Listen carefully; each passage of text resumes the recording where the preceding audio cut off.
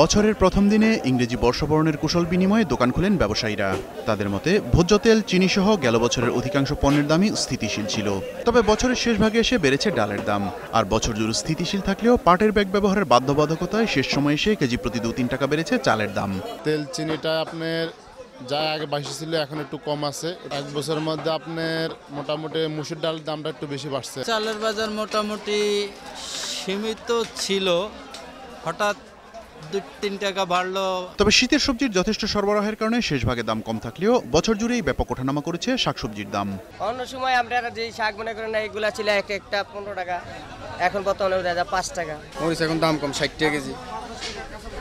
মনে করেন মরিচ 200 টাকা কেজি হয়। পেঁয়াজের ঝাঁজ কম থাকলেও আলুর দাম গেল এক বছরে অতীতের সব রেকর্ড ছাড়িয়েছে। গতবার পুরান আলু এই সিজনে ছিল 8 টাকা 10 টাকা ছিল, আর এবার 40 টাকা কেজি। বছরের শেষ ভাগে এসে কমেছে মাছের দাম। মনে করেন আলু বিকছে 2200, অন বিকে 1200। খাসির মাংসের দাম প্রায় একই জায়গায় থাকলেও এক বছরে বেশ খানিকটা ব্যবধান হয়েছে গরুর মাংসের দামে। এই বছর অরিজিনাল খাসি 600। এক বছরের মধ্যে মনে করেন 20-30 টাকা বাড়ছে।